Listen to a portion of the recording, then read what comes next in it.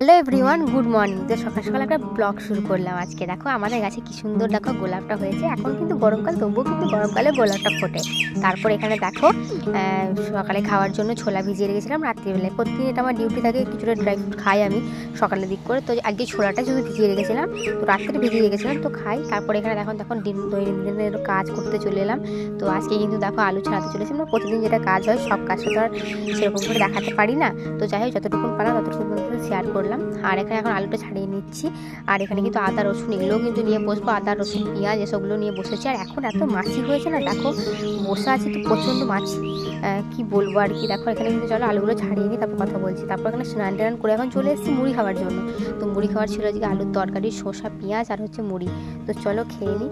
তো আমি আর দিদিভাই কিন্তু খেতে বসে গেছি। আমি কিন্তু খুব একটা ডাইনিংয়ে খাই না, এই বসে বসে সিরিয়াল দেখতে বা কার্টুন দেখতে দেখতে মুড়িটা খেয়ে নিই। মুড়ি বা ভাত যেটাই হোক, আমরা এই বসে খেতেই পছন্দ করি। কারণ চলো মুড়িটা খেয়ে নিই, তারপর আসি। দেখো তারপর আবার রান্না বান্না কী হবে সেটা তোমাদের সাথে শেয়ার করছি। আর এখানে কিন্তু রান্না দেখো, এখানে হাট থেকে কিন্তু আদা রসুন পেঁয়াজ, এখানে কিন্তু পেঁয়াজ, তারপর এখানে কুমড়ো নিয়ে এসছে একটা বড়।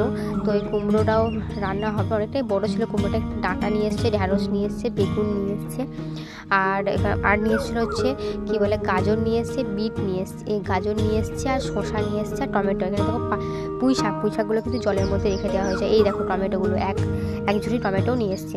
টমেটোগুলো কালকে যখন নিয়ে এসেছিলো তখন একটু কাঁচা ছিল, তো যাই হোক আজকে পেকে গেছে। এর কিন্তু কালকে সবজিটা নিয়ে এসেছিলো। আর এখানে কিন্তু কাঁচা লঙ্কা, লেবু। তো চলো দেখি কী রান্না হয়, তোমার সাথে সেটাই শেয়ার করবো, ঠিক আছে। তো আজকে কিন্তু আর এখন তো গরমকালে সবজি। আর এখন সবজি টুবজি কাটার পর এখন দেখো একটু বাইরেটা দিয়ে বসে আছে, আর এত গরম লাগছে সেই জন্য।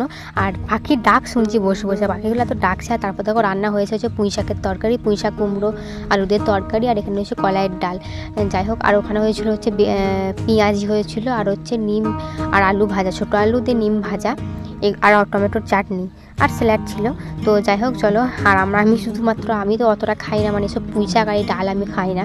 তো যাই হোক বাসন বড়া দিয়ে আজকে ভাত খেতে হয়েছিল, তার কারণ হচ্ছে আর স্যালাড নিয়েছিলাম, এগুলো ছবি তুলেছিলাম বলে দেখালাম। যাই হোক এই কটাই হচ্ছে আজকে ছিল। আর এখানে কিন্তু স্যালাড ছিল, শসা, পেঁয়াজ, টমেটো, আর হচ্ছে একটু লেবু নিয়েছিলাম। তো চলো খেয়ে নিই। তো দেখো বসে গেছি খাওয়ার জন্য এখন। আর তো আবারও সেই সেম জায়গায় বসে বসে খেতে শুরু করে দিয়েছি। তো চলো সবাই কিন্তু বসেছে আর কি, সবাই আমার কিন্তু একসাথে বসেই খাই, মানে সবাই আলাদা আলাদা জায়গায় খাই। দাদা ভাইরা ওরা সব ডাইনিংয়ে বসে বসে খাচ্ছে, আর আমি আর দিদিভাই নিচে বসে বসে খাচ্ছি। তো যাই হোক চলো খেয়ে নিয়ে আসছি আবার। এখানে দেখো খেয়ে নেওয়ার পর এখন দেখো এখানে চলে এসেছে ঘরটা বন্ধ করতে, মানে এখন এবার সব কিছু গুছিয়ে গেছে, একটু শুতে যাবো। মানে যাই হোক এরপর টুকিটাকি কোনো কাজ থাকলে সেটাও করা হয়। তো চলো আগে দরজাগুলো সব বন্ধ করে দিই আগে।